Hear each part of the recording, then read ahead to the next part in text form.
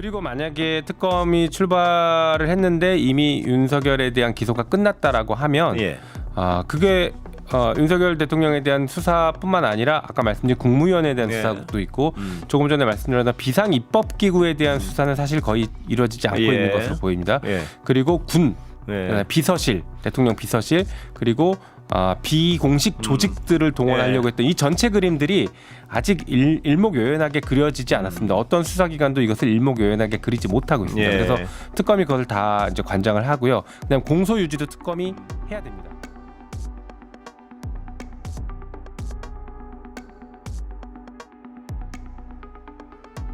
자, 김 의원님 모셨으니까 일단 그 검찰 얘기 좀 여쭤보겠습니다.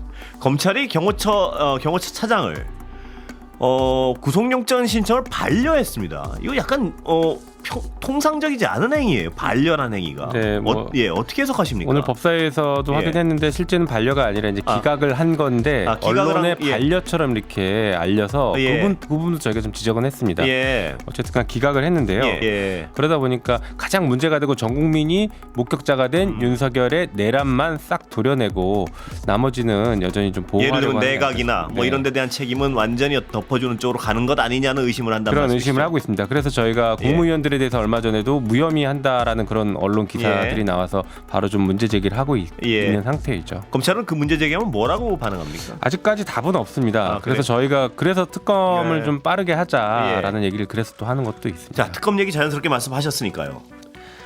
일단 내일 국무회의가 있는데 내일 국무회의에서 이 부분을 상정할지 안 할지는 아직 미정이라고 합니다. 그래서 저희 입장은 국무회의 내일 상정해서 처리하든지 아니면 제의 요구할 거면 차라리 내일 해라. 그래서 저희는 이 설 전에 빠르게 정리를 하고 싶거든요. 그래서 여전히 그 입장입니다. 차라리 만약 거부권을 진짜 행사할 거면 저희는 그것도 위헌적인 행동이라고 보고 있고 최상목 그 권한대행이 자신의 범죄를 숨기기 위해서 자꾸 저러는 것 아니냐라는 생각까지 들 정도인데 어쨌든간 빨리 내일은 마무리를 지어라라는 요구를 계속 강하게 하고 있습니다. 그런데 일각에서는 내일은 판단하라, 판단은 미루고 최종적인 순간에 거부권을 행사할 것이다. 이런 게 지배적인 어떤 전망 아닌가요 지금? 그런 전망이 사실 많죠. 그래서 아까도 말씀드린 것처럼 저는 그 부분이 최상목 권한대행이 자기가 살기 위해서 지금 발버둥 치고 있는 모습이라고 보여집니다.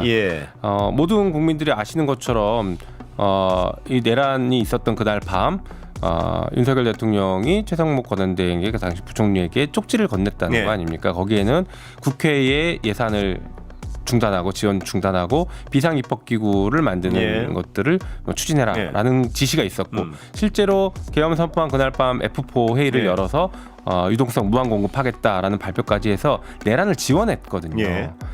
그래서 이런 행동들을 보면 내란의 공범인 것이죠. 지금 검찰에서는 아까 말씀드린 것처럼 국무위원들 지금 무혐의로 할 것처럼 하면서 사실은 최상목 권한대행에 대해서도 무혐의를 할 가능성이 있어 보이지만 저희는 그 부분을 용납할 수는 없다라고 생각을 합니다. 특검 자체가 지금 실효성이 없다. 검찰 수사 다 끝나고 기소를 코앞에 두고 있는데 무슨 특검이냐 이 말씀을 하시는데 반론을 좀 해주시죠. 일단 그게 이제 국민의힘이 여지껏 노렸던 것이에요. 근데 실효성이 있죠. 아까도 말씀드린 것처럼 내일 법안을 처리해서 공포하면 내일 공포하는 걸 의결해서 바로 공포하면 특검이 출범하는데 시간이 그렇게 오래 걸리지 않습니다. 그러면 구속기간 내에 특검이 출범해서 수사와 기소까지 가능합니다. 그래서 일단 처리가 가능하다라는 것 그리고 상설특검 이미 저희가 한 달 전에 이미 통과시켜놨기 때문에 그거라도 빨리 하면 가능한 부분들이 있습니다.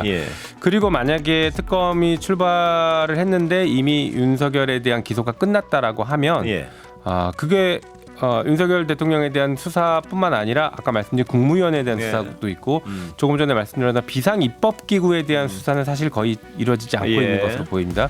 그리고 군 비서실, 대통령 비서실 그리고 비공식 조직들을 동원하려고 했던 이 전체 그림들이 아직 일목요연하게 그려지지 않았습니다. 어떤 수사기관도 이것을 일목요연하게 그리지 못하고 있습니다. 그래서 특검이 그것을 다 이제 관장을 하고요. 그다음 공소유지도 특검이 해야 됩니다.